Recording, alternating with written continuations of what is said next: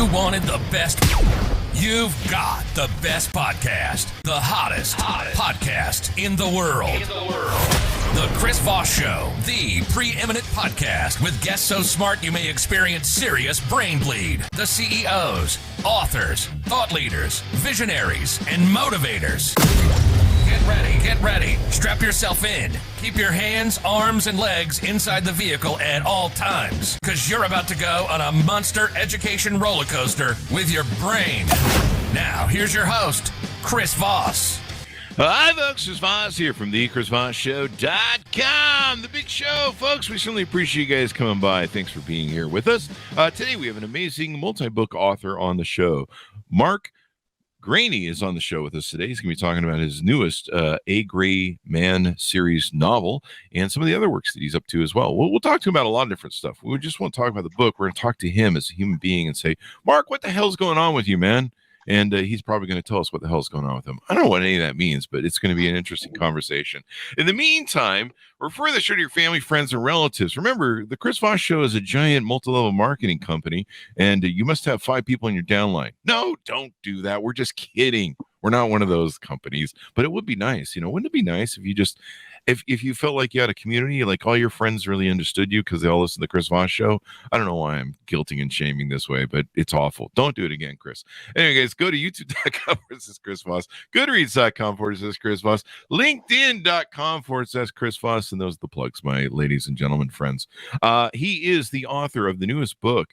Comes out February 21st, 2023. The title of it is Burner, and it's part of the Gray Man novel series.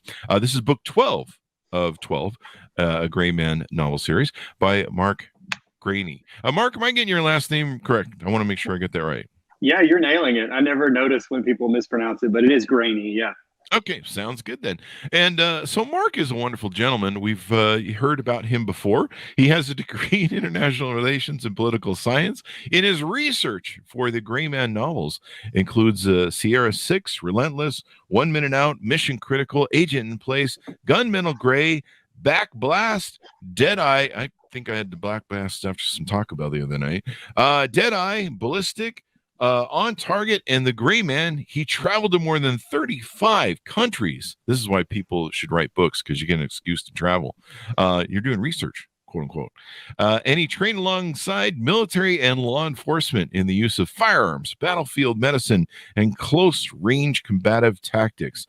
Well, Marine Lieutenant Colonel Rip Rawlings, with Marine Lieutenant Colonel Rip Rawlings. He wrote the New York Times bestseller Red Medal.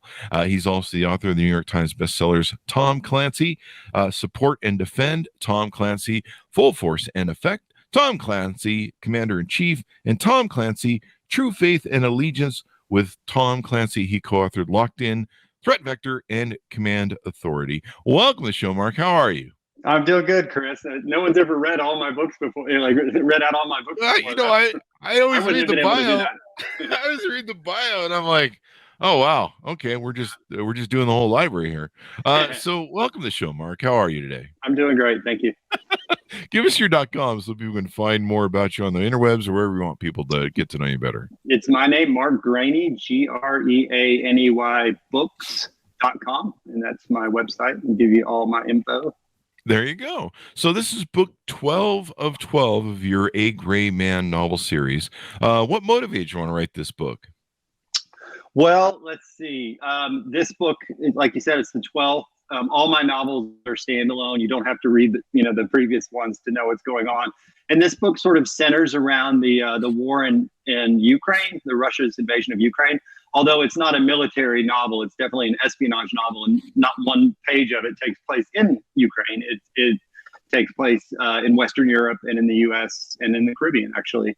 But it involves Russian money laundering and that sort of thing. And it was just, I'm a passionate reader and kind of follower of the news. And as the war kicked off last year, I was already starting a book about Russian money laundering in Switzerland, and I took it to the next level, by incorporating real things that were happening in the world. So I was very inspired by, honestly, my emotions, the outrage about about what Russia's doing. So that's what kind of spurred me on to tell this story.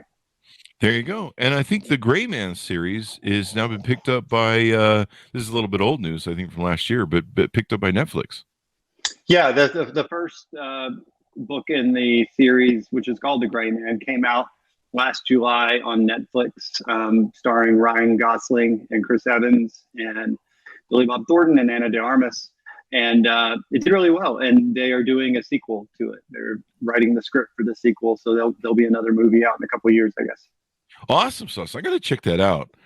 Billy Bob Thornton. I mean, there's other great actors that you mentioned there, but Billy Bob Thornton, I usually love just about anything he's in. He's amazing. His acting skill between Bad Santa and then Sling Blade. Yeah. You want fries with that? You want the mustard? I mean, it's some of the roles that he's one of those actors that can just change in you. So I'll check. Absolutely. There was a great thing he did on Amazon. I don't remember what the series was, but it was set in LA. It was great. So tell us, give us a 30-foot overview of this particular book and the plot, or what you can tease out on the plot. Yeah, so there's my hero is a guy named Court Gentry, who's a former CIA paramilitary officer, and then he's throughout the series, through the 12 books of the series, his position has changed many times, but now he's working kind of on a contract basis with the agency, and a trove of files have been stolen from a bank in Switzerland that detail how Russia is paying off bribes to influential people in the West, and also how they're conducting their operations, financially, how they're funding operations in the West. And this information is all out loose in the world, and my hero is being sent after this information to get it back to the CIA to figure out what's going on and to kind of expose Russia. Meanwhile, Court's lover, who he hasn't seen in over a year, a couple books back, her name is Zoya Zakharova. She's a former Russian foreign intelligence officer who is now working on the other side of this operation. She's trying to protect this banker that has stolen these files. So Court and Zoya start out the book anyway on opposite ends of the spectrum. And there's a potential for a peace treaty to be signed it's very cynical, and it'll protect Russia government and mafia interests at the expense of Ukraine territory and lives. And the Gray Man is trying to desperately stop this from happening by any means necessary. There you go. And so is this a standalone novel? I mean, is this a novel where if you haven't read the other prior 11 books, it can stand alone and you can get it? Absolutely. That's really important to me because I'm a reader myself, and I just would never want to tell somebody, I'm going to need you to pick up 11 other books and then you'll enjoy this one. So you pick up book 12 and it definitely orients you with who's who and what's what. And all that matters is what happens in the 520 pages of this book. What do you think is the thing that draws people to, mystery novels, thriller, and suspense, and then to the characters and stories and plot lines you write about? In a general sense, I think people like the escapism. And for me, as a reader, I like a combination between escapism, but also things that are rooted in reality and current affairs and politics. Like I became obsessed with Tom Clancy when I was younger, and it was because I studied a lot of these things as a political science major, but I get to read them in fiction, and it's just a lot more fun, a lot more interesting than reading some sort of think tank policy paper or whatever. And so I think in general, that's why people like these sort of espionage books specific to my books. I think the draw really is that my hero, Court Gentry, is not just a macho man Rambo type. He has a lot of vulnerabilities. He has a lot of skills and abilities, but he also has quite a few vulnerabilities. And I think that makes him feel real and somebody you can root for. There you go. So Tom Clancy's books were an inspiration. Then you end up writing some of them. Yeah, it's very fascinating. The first thriller I ever bought in my life was Patriot Games, which was his third novel. Came out in '87, and I was like 19 years old or something like that. And it was another 23 years before I became a published author. Another 25. It was 25 years before I started working with Tom. But yeah, it was very surreal to to start working with him. That must have been really interesting and really exciting. And I mean, you kind of your hero, if you will. Yeah, it was scary. I mean, it was my first thoughts were like, oh my God, why are they asking me this? How do I get out of this? But I knew that, I knew all the characters. I'd read every Clancy book, several of them multiple times. And I think I was the right person for the job. My editor, Tom Colgan, who approached me for it, I think he saw something in me that I didn't quite see yet. And he knew that I, would at least work really hard. And so I did write 3 books with Tom while he was alive. And then after he passed away, his family asked me to continue the Jack Ryan series. So I ended up doing 7 in 6 years. That's really awesome. And the Jack Ryan series is an ongoing movie franchise, isn't it? Yeah, movie, TV series. It's out there. He's sort of America's James Bond. So it was really cool to get to work in that world. Yeah, people, the James Bond series and different things like that, the Ryan series, people really eat this stuff up. They love it.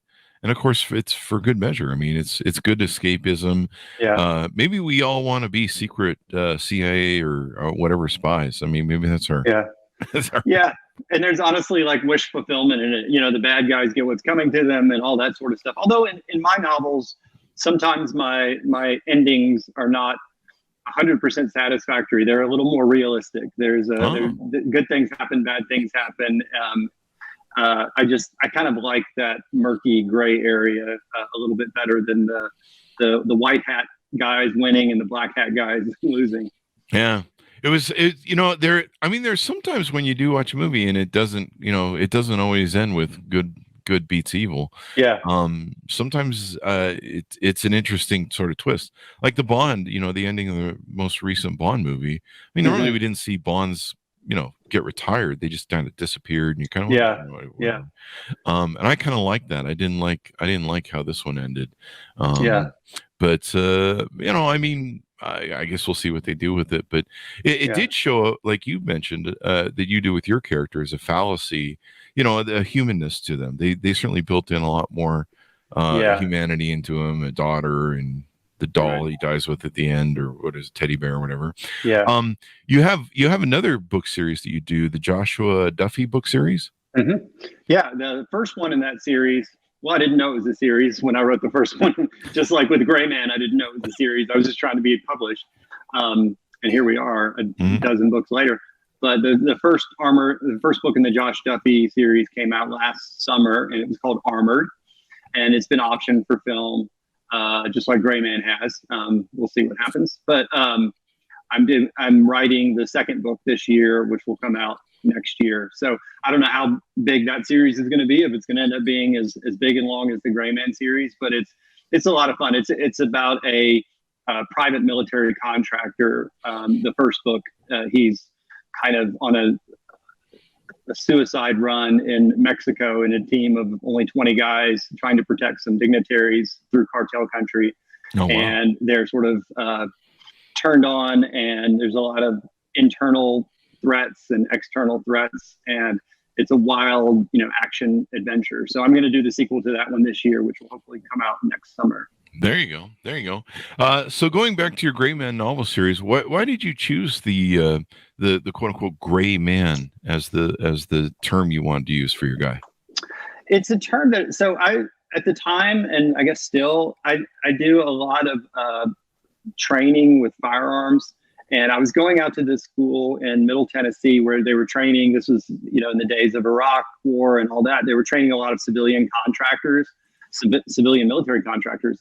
And you would hear them talk about be the Gray Man, which means basically move under the radar. If you're traveling around, don't wear the gear and the sunglasses and the watches that show you out to be a guy. So a Gray Man is just somebody that can kind of move through the atmosphere. I was already working on the idea for the story when I started hearing this term, and I thought, well, that's a cool name for my protagonist, or a cool sort of nickname for my protagonist. And is he based with the CIA, or is he on his own? How does he operate? So when the first book starts, he's a former CIA officer, but the CIA is trying to kill him, and he doesn't know why. He's still an American patriot. He feels like he did everything right. He hadn't done anything wrong. Doesn't get it. But he's working in the private sector. He's basically a freelance assassin, living off grid. But he only takes jobs that he feels are righteous or good for America, or just for the common good. And then as we've gotten a dozen books into the series, his relationship with the CIA is kind of returned and it's kind of faltered here and there as different people. I have a lot of gray characters in the series. Someone in the CIA who's not exactly what they seem, or someone in a foreign intelligence service who's not as bad as you might first think, or whatever. So characterization is like really important to me.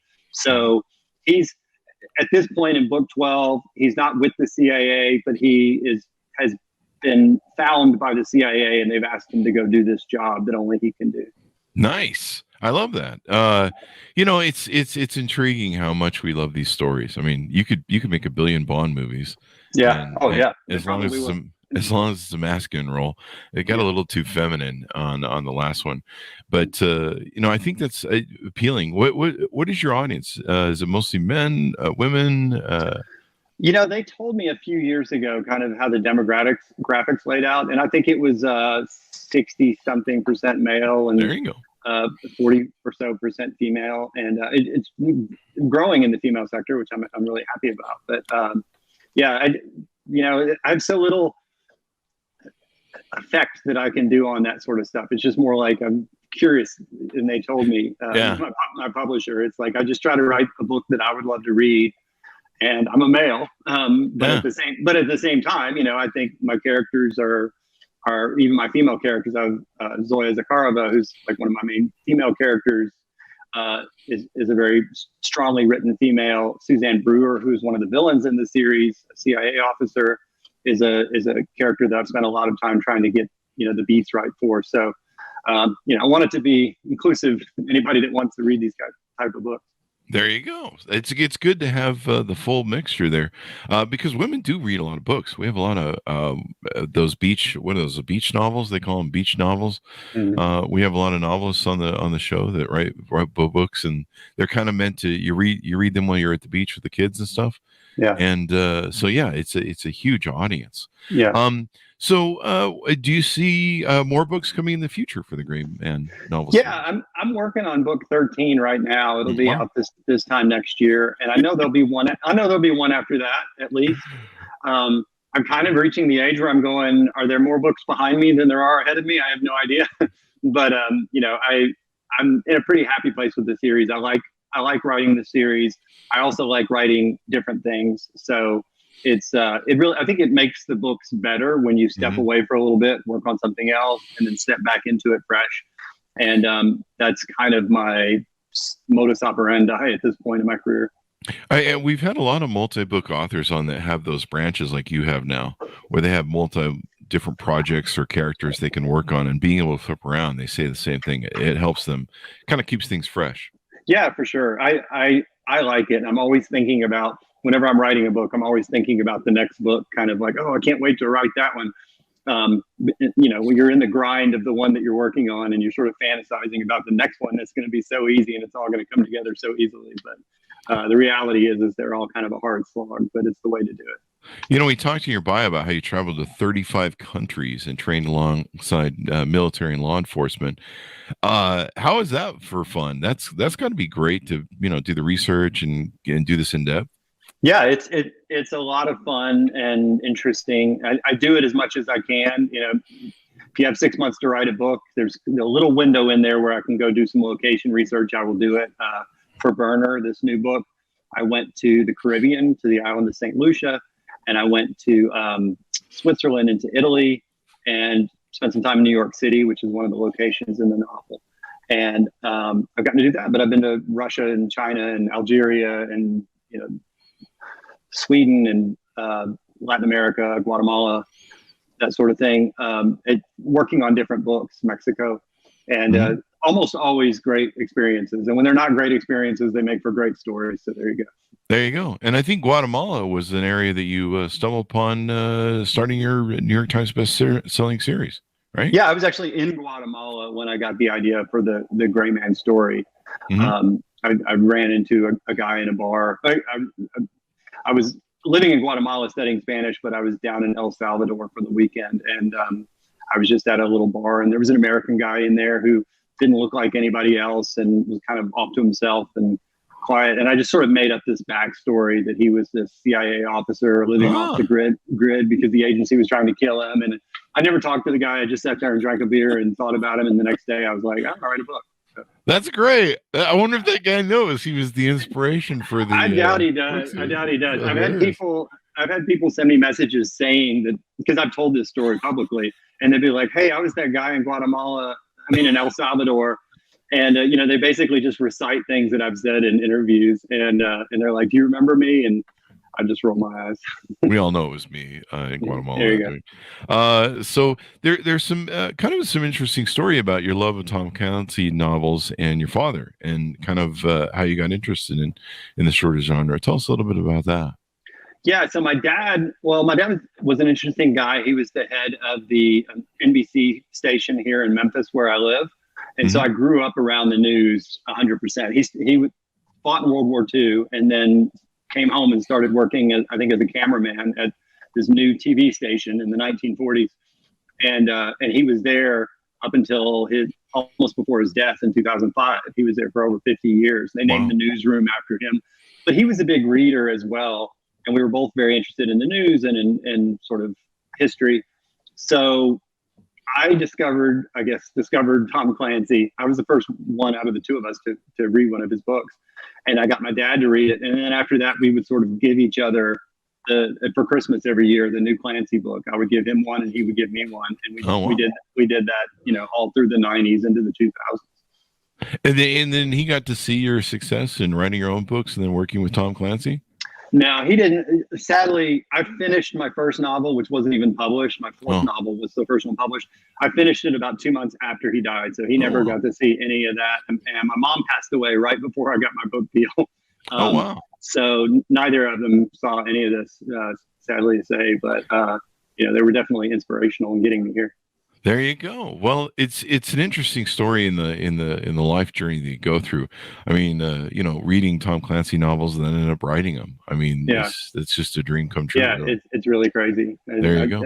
I look back at it because my last Clancy book was about 6 or 7 years ago, and I go, how did I do that? Because those are big books, and I was writing other stuff at the same time, and it's like it took a level of focus that I don't know that I have anymore. But I'm glad that I got that opportunity.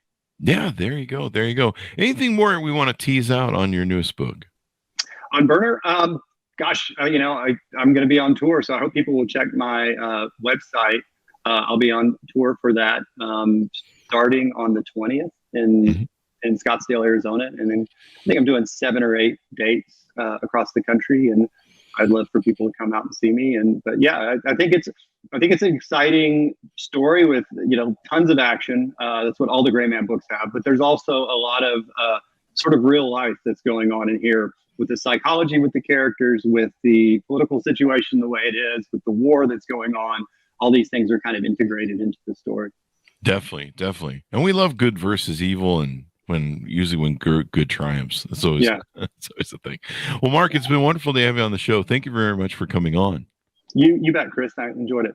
There you go. And give us your .coms so people can find you on the interwebs, please. Yes, it's markgraineybooks.com.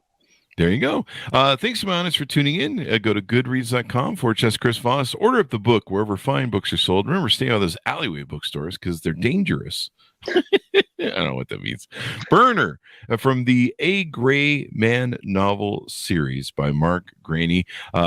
February 21st, 2023. You can pre-order it now so you can be the first one on your block to read it and get bragging rights. You read it first. Thanks for tuning in, everyone. We certainly appreciate you guys, and be good to each other. Stay safe. We'll see you next time. That should have us out.